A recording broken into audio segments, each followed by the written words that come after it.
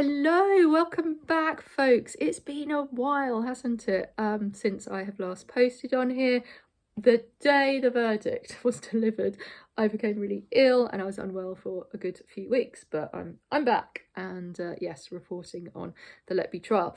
So, what has happened? Well, a lot. First of all, Letby refused to attend the sentencing in court. So that was quite a major thing. That has led to a discussion about whether people should be forced to attend sentencing. Well, sounds like a good idea. However, how are you going to what are you going to do? Drag someone to court?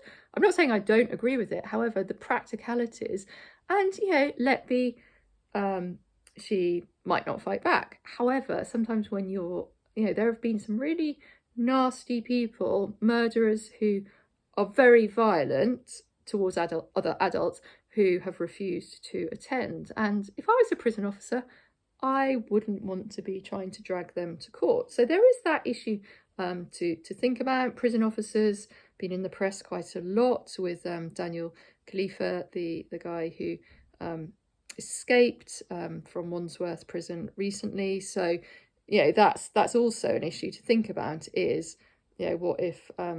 what if prisoners are becoming more violent, and would you actually want to try and drag someone to court?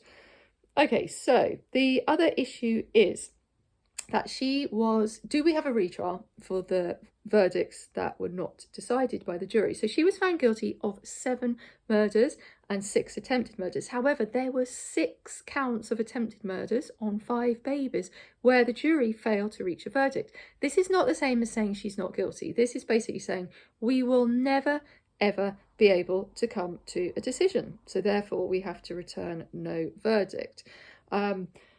Those families don't feel like they've got any justice. However, is it in the public interest to prosecute her? She's serving a whole life sentence reserved for the most serious of crimes and criminals. Is it worth the money and the time and the distress for the jury? But then you have to balance that against justice for the families, because at the moment they haven't had any justice. There's been some really interesting stuff coming out of court. Motive, no motive. They can't decide what the motive was. However, as the prosecution said, we don't have to establish a motive. We just have to show, did she intend at least serious harm and that resulted in deaths? You're guilty of murder. Did she intend to kill but the babies didn't die? You're guilty of attempted murder. So motive, some have speculated that it could be that she liked one of the doctors and therefore she was trying to get his attention and she was calling him when the babies collapsed. And I don't know, what do you think? Is that a good enough motive? And as human beings, I think we want to know why. It's such a horrific crime or crimes. We're like, why? Why did she do it? We need an answer. A lot has also been said about, she doesn't look like a killer. It's like, well, first of all, what does a killer look like? There's no stereotype.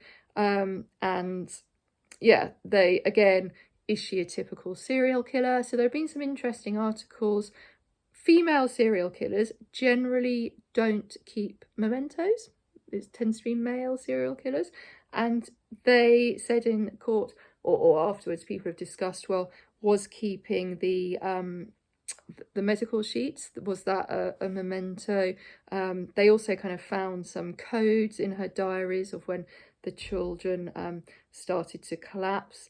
And what the prosecution said is quite true, actually. She only cried in court when talking about herself or when the doctor that she liked was in court, and when they showed pictures of her bedroom and her house to the jury.